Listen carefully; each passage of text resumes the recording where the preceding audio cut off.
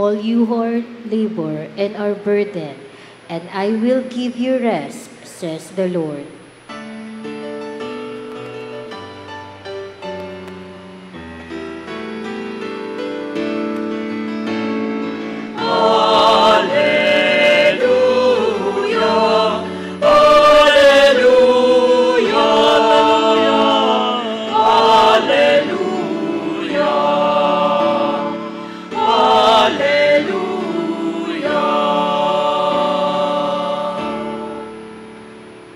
The Lord be with you. And with your spirit. A reading from the Holy Gospel according to Saint Matthew. Glory to you, O Lord. When Jesus saw the crowds, he went up the mountain, and after he had sat down, his disciples came to him. He began to teach them, saying, "Blessed are the poor in spirit, for theirs is the kingdom of heaven. Blessed are they who mourn, for they will be comforted. Blessed are the meek, for they will inherit the land. Blessed are they who hunger and thirst for righteousness, for they will be satisfied. Blessed are the merciful, for they will be shown mercy. Blessed are the clean of heart, for they will see God. Blessed are the peacemakers, for they will be called children of God. Blessed are they who are persecuted for the sake of righteousness, for theirs is the kingdom of heaven. Blessed are you when they insult you and persecute you and utter every kind of evil against you falsely because of me.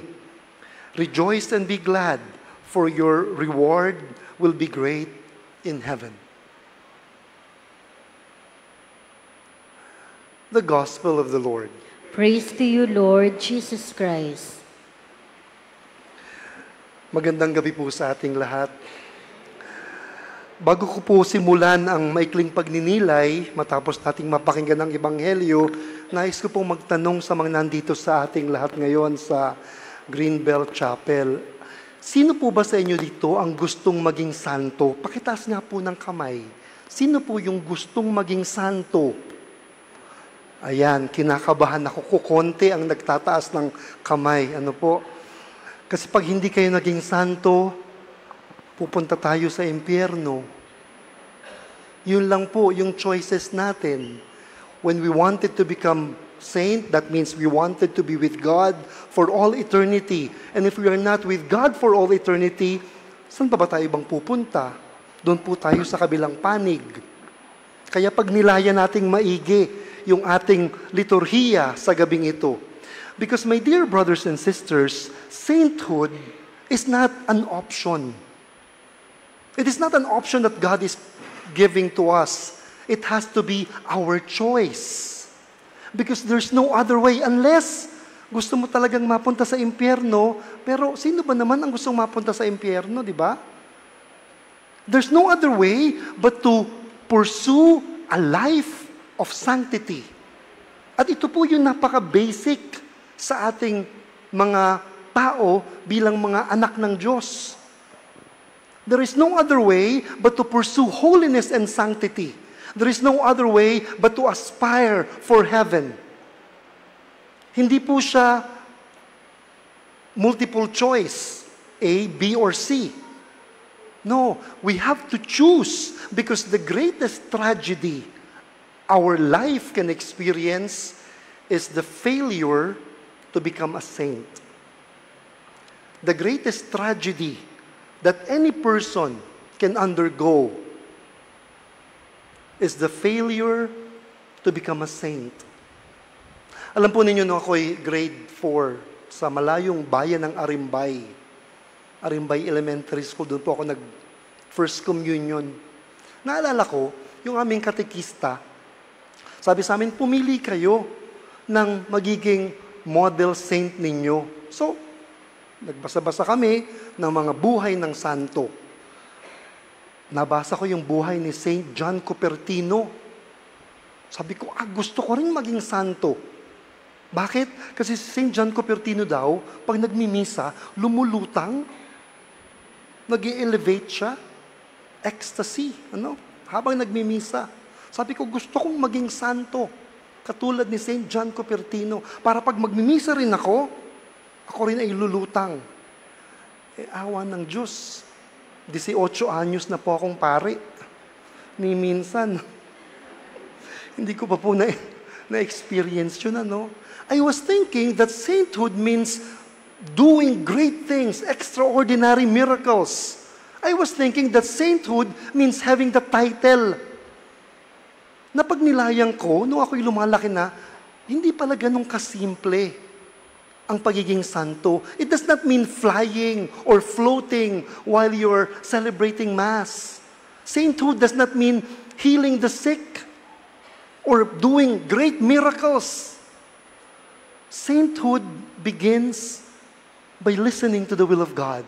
Lord, anong gusto mo para sa akin? Tutugon ako sa kung anong gusto mo para sa akin. At yung tawag ng Panginoon ay binibigay sa atin sa pamamagitan ng napakaraming daan, paanyaya, paalala, pakonsensya, at maraming paraan ng posibilidad ng pagbabago, palayo sa kasalanan.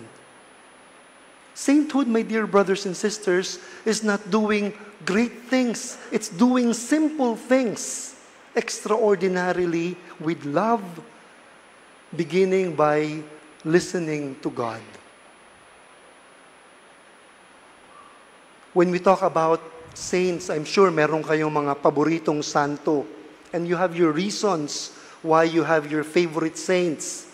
But we have to remember, my dear brothers and sisters, our saints that we favor, o mga paborito natin, mga santo, they are not simply there as our models. Hindi lang sila basta tinitingala. Hindi lang sila basta hinahangaan. Sila ay ginagaya. Sila ay hinihinga ng tulong sa mga dasal na gusto nating ipaabot sa Panginoon. Sila rin ay ating mga kasama sa ating buhay bilang mga tao na nag-aasam, nangangarap, namumuhay upang tayo rin ay maging katulad nila. Santo na tumutugon, nakikinig at tumutugon sa tawag ng Panginoon. You see, sainthood will always be challenging because the world will be challenging us. The second reading reminds us of this reality. The reason the world does not know us is that it did not know Him. Bakit ba napaka-normal na ngayon ang magnakaw? Bakit ba napaka-normal na ngayon ang mga liwa? Bakit ba napaka-normal na ngayon ang magsinungaling? Sapagkat nakakalimutan natin bilang mga Kristiyano na tayo ay tinatawag sa buhay kabanalan. Let us not normalize sin. Even before sin came, there is blessing. Kaya nga po hindi totoo yung concept ng original sin na tayo ay nagkakamali dahil tayo ay tao. Bago pa pumasok ang kasalanan sa mundo, merong grasya, merong biyaya ang Panginoon.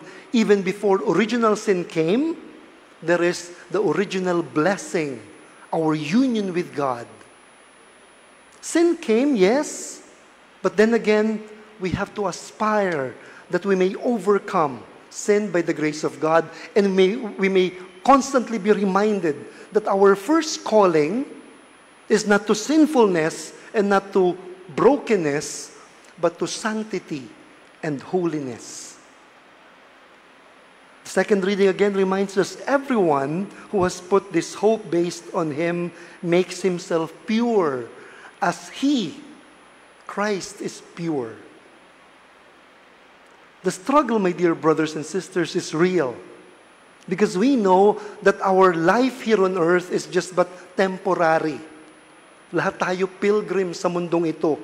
Hindi ito yung permanenteng lugar natin. May isang bata daw, minsan na dinala sa sementeryo at ini-explain, anak, ito yung sementeryo kung saan nililibing ang mga patay. Sabi ng bata sa nanay niya, Nay, dito pala nila iniiwan ang kanilang mga damit. In a way, that's quite true. We have to leave behind our body so that we may be with God for all eternity. Pag may nagtanong sa inyo, Gusto mong maging santo? Ang sagot, oo. Sapagkat gusto kong makapiling ang Panginoon. Ayokong mapunta sa impyerno. And when we say, yes, I wanted to become a saint, let us help one another to become one. Let us not create a culture of sin. Let us not condone the culture of sin, beginning from our family, our workplace. Let us lift up the standards of living by claiming our identity as followers of the Lord Jesus Christ. Sumusunod ako sa Panginoong Hesukristo, hindi ako magnanakaw. Hindi ako magsisinungaling. Hindi ako mangungupit. Hindi ako manluloko ng kapwa ko. Sapagkat gusto kong maging santo, sapagkat yun ang tawag sa akin bilang isang Kristiyano. As we continue with our celebration, my dear brothers and sisters, let us pray that we may not be discouraged by what is happening in our world, in our country. That despite of the brokenness that we see, both externally and internally, we may continue to aspire and look for the presence of God in us, constantly calling us, become a saint, live a holy life, live with integrity, and become my true disciple. Amen. Please all stand.